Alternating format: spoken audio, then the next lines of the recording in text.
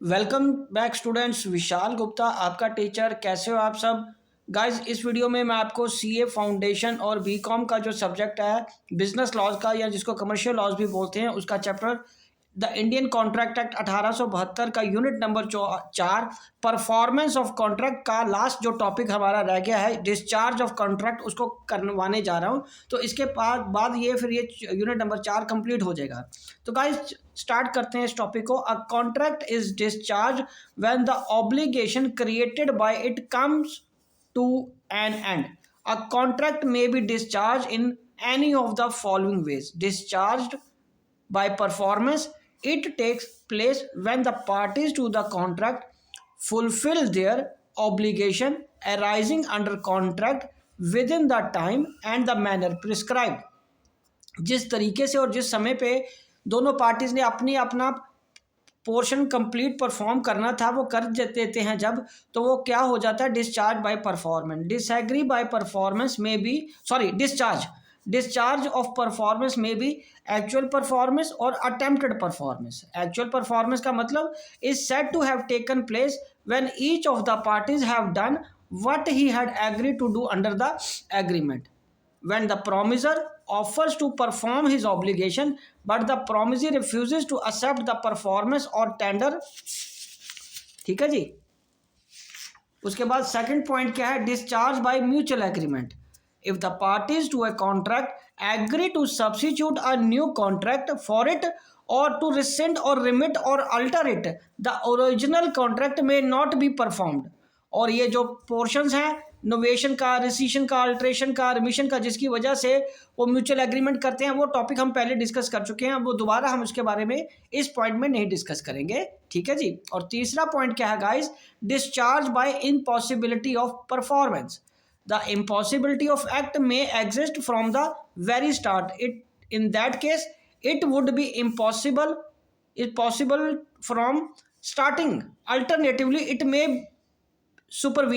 supervening impossibility may take place owing to an unforeseen change in law, the destruction of the subject matter essential to that performance, c the non-existence of non-occurrence of the particular state of thing which was naturally contemplated for performing the contract as a result of some personal incapacity like dangerous malady, and d the declaration of the war।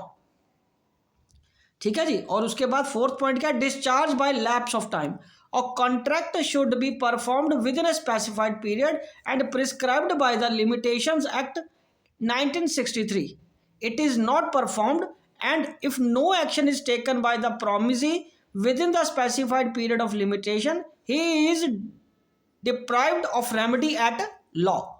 Right guys. चलिए अब हम आगे discuss करेंगे point number 5, discharge by operation of by law.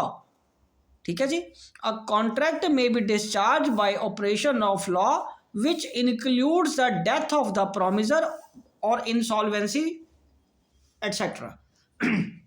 उसके बाद 6 point, discharge by breach of contract. Breach of contract में be actual breach of contract or anticipatory breach of contract if one defaults in performing his part of the contract on the due date, he is said to have committed breach thereof। And 7th point, promisee may waive or remit performance of promise।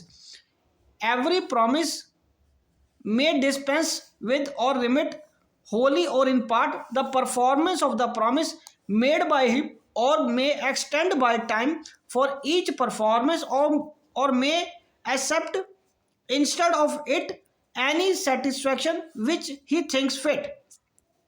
In other words, a contract may be discharged by remission।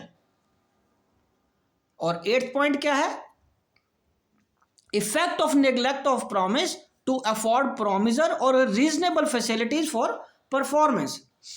if any promisee neglects or refuses to afford the promisor reasonable facilities for the performance of his promise, the promisor is excused by such neglect and or refusal as to any non performance caused thereby। ठीक है जी। और last point जो है इसका guys, वो है merger of rights. Sometimes the inferior rights and superior rights coincide and meet in one and the same person. In such cases, the inferior rights merge with the superior rights, and on merger, the inferior right vanishes and are not required to be enforced. ठीक है guys, तो इसी के साथ ये वाला point तो complete हो गया।